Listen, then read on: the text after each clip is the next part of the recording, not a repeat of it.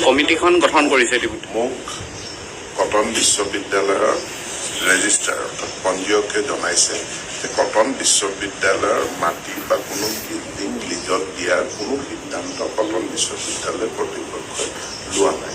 Cotton বিশ্ববিদ্যালয় যিহেতু ছাত্ৰ ছাত্ৰী বহুত, বিশ্ববিদ্যালয় কেম্পাছৰ ভিতৰত ষ্টেচনাৰী বা ছাত্ৰ ছাত্ৰীৰ প্ৰয়োজনীয় সামগ্ৰীৰ কাৰণে সৰু বিপণীৰ প্ৰয়োজন হয় আৰু এনেকুৱা বিপণী অন্যান্য বিশ্ববিদ্যালয়ৰ আনকি IIT গুৱাহাটীতো তেনেকুৱা হোষ্টেলতে সৰু দোকান এখন থাকে, তাত ছাত্ৰ ছাত্ৰীৰ প্ৰয়োজনীয় সামগ্ৰীখিনি তেওঁলোকে যাতে কিনি ল'ব পাৰে।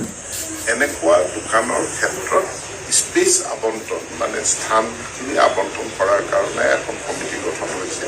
কটন বিশ্ববিদ্যালয়ৰ মাটি বা সম্পত্তি বা বিল্ডিং লিজত দিয়াৰ কাৰণে কোনো সিদ্ধান্ত কটন বিশ্ববিদ্যালয় কৰ্তৃপক্ষই লোৱা নাই বুলি পঞ্জীয়কে মোক জনাইছে।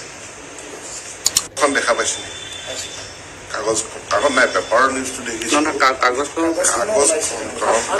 কি বুলি ওলাইছে? কমিটিখন গঠন কৰিছে মোক কটন বিশ্ববিদ্যালয়ৰ ৰেজিষ্ট্ৰাৰ অৰ্থাৎ পঞ্জীয়কে জনাইছে যে কটন বিশ্ববিদ্যালয়ৰ মাটি বা কোনো বিল্ডিং লিজত দিয়াৰ কোনো সিদ্ধান্ত কটন বিশ্ববিদ্যালয় কৰ্তৃপক্ষই লোৱা নাই। কটন বিশ্ববিদ্যালয় যিহেতু ছাত্ৰ ছাত্ৰী বহুত, বিশ্ববিদ্যালয় কেম্পাছৰ ভিতৰত ষ্টেচনাৰী বা ছাত্ৰ ছাত্ৰীৰ প্ৰয়োজনীয় সামগ্ৰীৰ কাৰণে সৰু বিপণীৰ প্ৰয়োজন হয় আৰু এনেকুৱা বিপণী অন্যান্য বিশ্ববিদ্যালয়ৰ থাকে, আনকি IIT গুৱাহাটীতো তেনেকুৱা হোষ্টেলতে সৰু দোকান এখন থাকে, তাত ছাত্ৰ ছাত্ৰীৰ প্ৰয়োজনীয় সামগ্ৰীখিনি তেওঁলোকে যাতে কিনি ল'ব পাৰে। এনেকুৱা দোকানৰ ক্ষেত্ৰত স্পেচ আবণ্টন মানে স্থানখিনি আবণ্টন কৰাৰ কাৰণে এখন কমিটি গঠন হৈছে। কটন বিশ্ববিদ্যালয়ৰ মাটি বা সম্পত্তি বা বিল্ডিং লিজত দিয়াৰ কাৰণে কোনো সিদ্ধান্ত কটন বিশ্ববিদ্যালয় কৰ্তৃপক্ষই লোৱা নাই বুলি পঞ্জীয়কে মোক জনাইছে। এখন দেখা পাইছে নেকি? কাগজ নাই, পেপাৰৰ নিউজটো দেখিছোঁ। কাগজখন কি বুলি ওলাইছে?